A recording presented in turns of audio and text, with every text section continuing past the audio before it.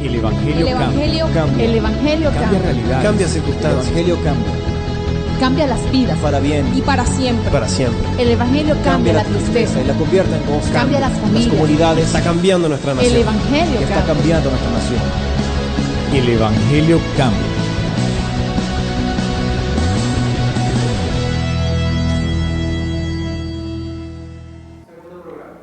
Bueno, así es, el Evangelio cambia. Una vez más nos encontramos a esta hora por este bello canal para emitirles a ustedes la palabra de Dios. Es labor nuestra como predicadores llevar el Evangelio a toda criatura. Eso dijo allí el Señor Jesucristo en el libro de Mateo capítulo 28. Vayan, ¿cierto?, a toda criatura, prediquen el Evangelio, hagan discípulos, bautícenlos en el nombre del Padre, del Hijo, del Espíritu Santo. He aquí yo estoy con ustedes hasta el fin del mundo. No es una labor caprichosa que nosotros como predicadores estemos delante de un medio como este audiovisual, delante de una radio, delante de una internet, llevando el Evangelio. Es una misiva que dejó Cristo a todos sus seguidores. Como siempre, invito al Espíritu Santo a esta hora a que nos acompañe en el programa. Él es el oyente silencioso, siempre lo he dicho, no lo puedo dejar de lado, porque Él es el que nos dirige a toda verdad. Él es el que nos coloca las palabras espontáneas al momento de predicar. Lo que hace uno como predicador es transmitir lo que está escrito tal y como está escrito, tal como Dios lo dice, tal como la palabra de Él lo dice. Así que el Espíritu Santo es nuestro oyente silencioso, es el invitado de cabecera a un programa como este, de El Evangelio Cambia. Tengo en tema entonces el Salmo 8, ¿cierto? Dice lo siguiente: la gloria de Dios y la honra del hombre. Si podemos, vamos a leerlo porque es corto, solamente son 9 versículos. Decía algo, ¿cierto? Lo he enseñado a través de los programas radiales, que el Salmo 8 fue dejado en la base lunar cuando el hombre, a través de 2 estadounidenses, conquista la luna, a través del científico Armstrong y Aldrin, un metodista y un luterano. 2 cristianos ahí a bordo de Apolo 11 llegan a pisar la fase lunar, aunque hay otros dilemas, ¿cierto?, que atribuyen la conquista a otra nación. Bueno, pero por ahora enfoquémonos en lo que hicieron ellos dos. Dejaron allí, en la fase lunar, estoy hablando de Aldrin y Armstrong, 2 cristianos, dejaron allí una bandera de Estados Unidos, una placa con el Salmo 8. Poco se habla de eso, ¿cierto?, porque a la gente no le conviene muchas veces decir la verdad sobre Dios, decir y proclamar las maravillas de Él, decir que como humanos somos seres dependientes de Él. Venimos, ¿cierto?, de una creación espiritual. Por eso siempre estamos impulsados a buscar un ser superior, ¿cierto?, por nuestra naturaleza creadora. Dios es espíritu, le dijo Jesús a la samaritana, y a Él se le debe adorar es en espíritu y en verdad. No olvide eso, Dios es espíritu, ¿cierto? Un ser sin principio, sin fin, existente por sí mismo. Es el Espíritu Supremo que viene desde los siglos y va hasta los siglos. Prometió a través de sus profetas en la antigüedad que se iba a ser humano, ¿cierto?, a través del gran Mesías, y iba a pisar esta tierra, iba a venir, lo cumplió, ¿cierto? Se fue Cristo en gloria a sentarse en el mejor lugar allí en el cielo, prometió que iba a mandar su Espíritu Santo, y a Él es el que debemos invitar, a Él es el que debemos preguntarle las cosas, a Él es el que debemos inquirir en la Escritura, porque Él es el autor de la palabra de Dios. El Espíritu Santo fue el que impulsó o inspiró a hombres por muchos años, ¿cierto?, y compiló la palabra de Dios, lo que al hombre le interesa conocer, lo que el hombre necesita, ¿cierto?, saber, lo que el hombre necesita para las normas que necesita para regir su vida, ¿cierto? Más delicado aún, las normas que necesita para acercarse a Dios, la norma mayor, es que debe ser por estos tiempos, nueva era después de Cristo, a través de Jesucristo. O sea, el que conoce a Dios, lo he dicho en los programas, el que conoce a Cristo mejor conoce a Dios. Así es que se le cae a uno todas esas creencias, todas esas cosas, cierto, que a uno le han enseñado. Retomo entonces que el Salmo 8 fue dejado en una placa, lo leí por historia, por teología, allí a través de esos dos científicos que fueron a la luna, fue dejada allí esa placa con el Salmo 8 escrita. Dice lo siguiente: oh Jehová, Señor nuestro, cuán glorioso es tu nombre en toda la tierra. Has puesto tu gloria sobre los cielos. De la boca de los niños y de los que maman fundaste la fortaleza a causa de tus enemigos, para hacer callar al enemigo y al vengativo. Por allí, en una escena que vivió Jesús, tal vez la grabamos en otro programa, en Mateo 21:16, parece que eso se cumplió. Allí el profeta Isaías lo había dicho 800 años antes de venir Cristo a la tierra, y en ese momento se cumplió. Pues aquí también el salmista, que es el salmista David, ¿cierto?, lo proclamó, lo dejó escrito y ahí se cumplió. Cierto que sí, la gloria de Dios sería como el título de esta prédica, lo que la gente a veces no ha descubierto, lo que la gente a veces no ha experimentado, la libertad que se siente en Cristo, la libertad que se siente cuando uno llega a la palabra de Dios a estudiarla, la libertad que se siente cuando uno tiene al Espíritu Santo, ¿cierto? Son normas de Dios que hay que seguir, no hay que buscar a Dios como yo me imagino o como yo quiero buscarlo. Hay gente que dice, yo creo a Dios a mi manera. Imagínense, le está diciendo a Dios, a mí no me importan sus reglas, no me importan sus normas, no me importan sus planes, me importa la manera como yo pienso. Yo veré si lo necesito o no lo necesito. Recuerdo, querido televidente, le recuerdo que somos seres dependientes de un ser supremo.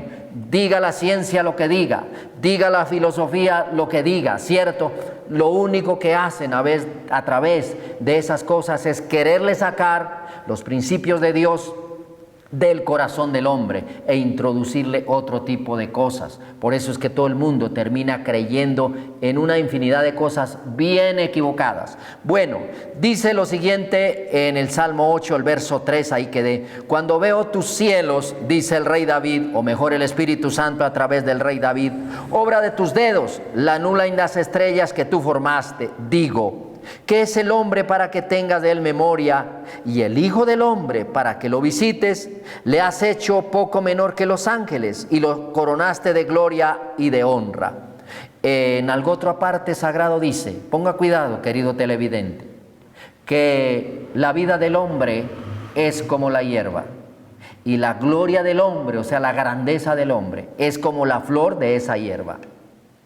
La hierba se seca, la flor se cae, mas la palabra de Dios permanece para siempre. Lo reitera en varios apartes bíblicos, lo que la palabra de Dios enfatiza acerca de lo que es la grandeza y la vida del hombre. Cierto que sí. El verso 6, le hiciste, está hablando Dios a través aquí del salmista, la gloria de él y la honra que le ha dado al hombre. Dice que lo ve muchas veces mejor que los ángeles que están allí presentes con él. ¿A quién ve así? Pues a los seres humanos, ¿cierto? Le hiciste señorear sobre las obras de sus manos, o sea, sobre la creación. Todo lo pusiste debajo de sus pies, ovejas y bueyes, todo ello, y asimismo las bestias del campo, las aves de los cielos y los peces del mar, todo cuanto pasa por los senderos del mar. Oh Jehová, Señor nuestro, cuán grande es tu nombre en toda la tierra. La gloria de Dios. El profeta Isaías hace un desafío por allí en el capítulo 40, creo que es, o 41. Dice lo siguiente, para todos aquellos incrédulos. Ponga cuidado a la pregunta. Dice, levanten los ojos al cielo y miren quién hizo todas estas cosas. Cierto, ineludible para uno pensar que no hay una mente superior a la nuestra, la mente infinita de Dios.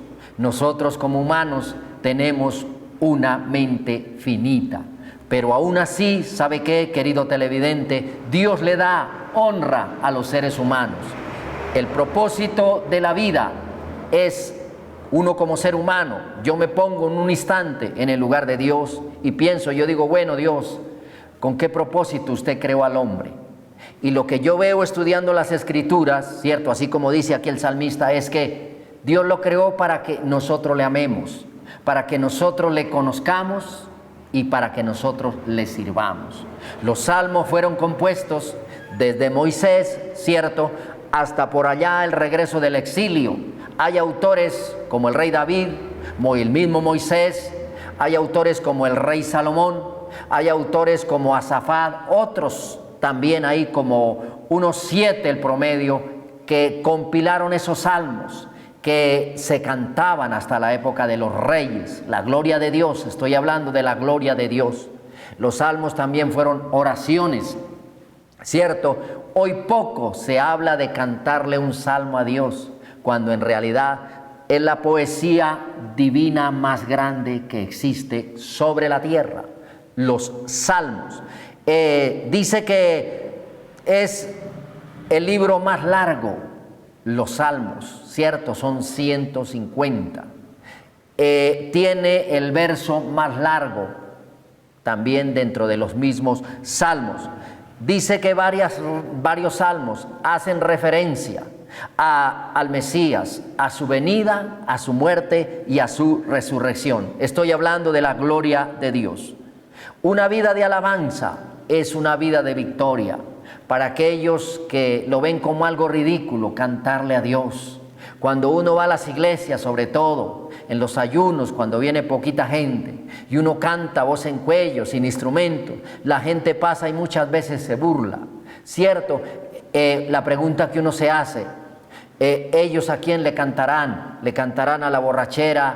¿Le cantarán al pecado? ¿Le cantarán a un pilón de cosas? Pero menos al Dios verdadero, a la gloria de Dios. Hay que experimentar eso, querido televidente. La Biblia dice que Dios habita en medio de las alabanzas de su pueblo. La Biblia también dice, la palabra de Dios, que Él habita en la altura, que Él habita en la santidad, que Él habita con el quebrantado y humilde de espíritu.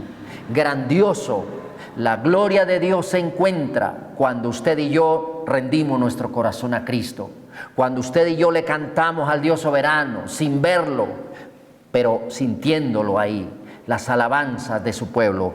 Él habita en medio de las alabanzas de su pueblo.